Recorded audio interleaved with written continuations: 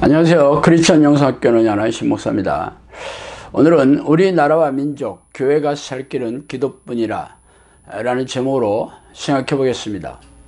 조선시대에 살았던 우리네 조상들은 하루 두 끼도 제대로 먹지 못해서 늘 배를 고르며 중노동에 시달리다가 이 땅을 떠나갔습니다. 이러한 사정은 겨우 100여 년 전인 구한말 시대에도 달라지지 않았어요. 당시의 가장들은 식구들을 굶기지 않는 게 소원이었으니 말입니다. 무능한 조선의 왕과 관료들은 나라를 일본의 통째로 넘기고 그렇게 일제 강점기가 36년 동안 이어졌어요. 그 당시 일제의 수탈과 태평양 전쟁에 내몰린 징용 피해자와 위안부들의 슬픈 소식이 지금도 우리의 가슴에 아련하죠. 국민들이 점점 일제에 세뇌되고 중독될 무렵 갑자기 해방이 덜컥 찾아왔습니다. 그러나 해방의 기쁜 소식도 잠시 나라가 두 패로 갈라져서 피터지게 싸우더니 급기야는 한국 전쟁이 터졌죠. 수많은 사람들이 죽어나가고 산업이 파괴되었습니다. 도저히 살 가망이 없던 사람들은 지푸라기라도 잡는 심정으로 교회의 복음에 귀를 기울였죠. 예수를 믿으면 배 골치 않고 살 수 있으며 자식들을 잘 가르칠 수 있다고 해서 말이죠. 그래서 너도 나도 교회로 몰려들었어요. 새벽마다 기도소리가 우렁차게 울렸고 방방곡곡에 기도원이 세워졌습니다. 그렇게 복음이 빠른 속도로 전국에 퍼졌죠. 그리고 기가 막힌 경제 개발로 우리나라는 개발도상국의 굴레에서 벗어나 중진국에 들어서더니 지금은 세계 열 몇 번째 좀 어디쯤 되는 선진국의 대열에 올라섰다고 합니다. 그러나 90년대 후반에 IMF가 터지더니 그 후로는 경제가 곤두박질 치기 시작했어요. 하늘 높은 줄 모르고 빠르게 성장하던 교회도 제동이 걸렸죠.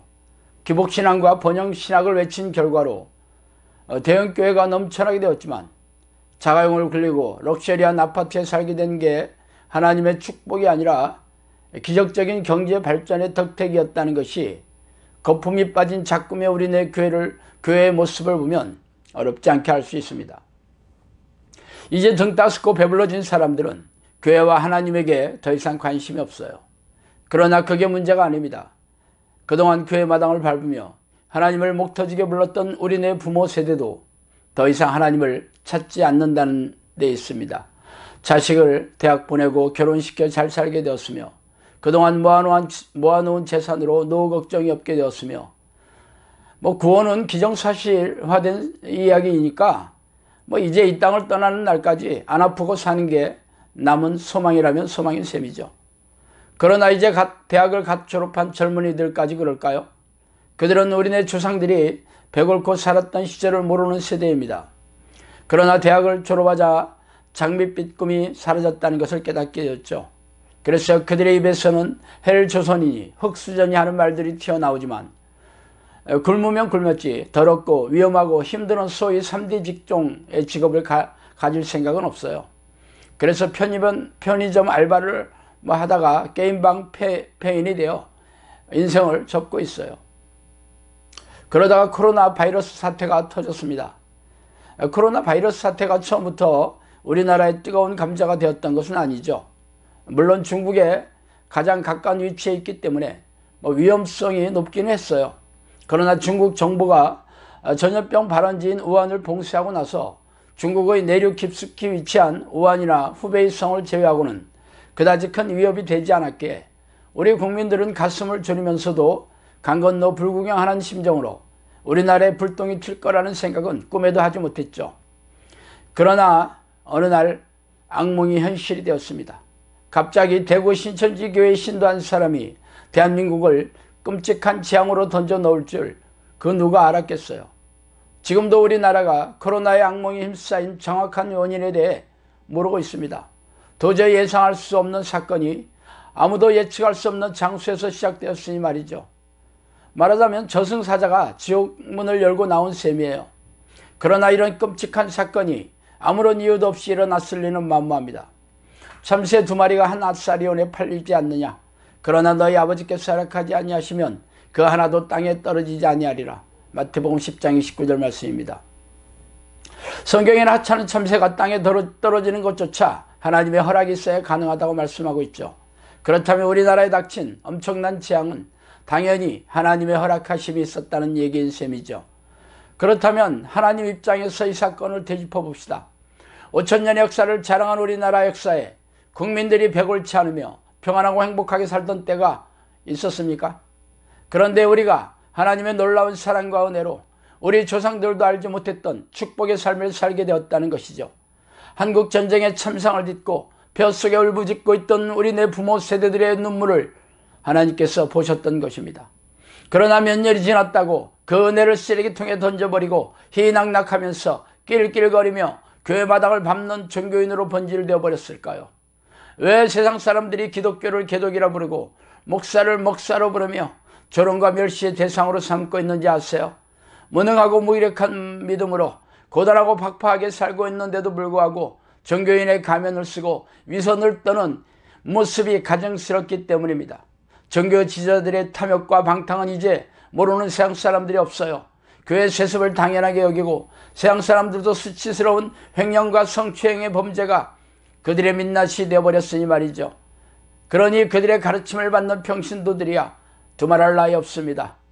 이참에 예전에 성령께서 저에게 주신 얘기를 옮겨드릴게요. 종교적인 신앙인들이 이색 종교단체에 빠질 것이다. 교회가 많이 무너질 것이다. 어리석고 무지한 양들이 기도하지 않고 있고 이미 많은 양들이 넘어져 있다. 교회가 기도하는 것을 잊었다. 지금의 교회는 기름이 떨어져서 기쁨이 사라지고 있다. 교회 안에 기도하는 일꾼들이 기도할 생각은 안 하고 웃고 떠들고 있다. 교회 이름이 땅에 떨어진 이 시대에 익지 않는 과일이 땅에 떨어진 것처럼 악취가 나고 입으로만 죄죄 하고 귀신을 쫓는 일에 관심이 없고 귀신의 초청에만 몰두하고 있다. 많은 종들이 살찐 양들만 찾아다닌다. 세상에는 타락한 종들이 많다. 오늘날의 교회는 상업적이다. 세속적인 교회, 타락한 종은 많으나 기도하는 종은 많지 않다. 삶에 빠져서 나를 찾는 것을 잊어버리고 산다. 맹목적인 기도 모임만을 하고 있다.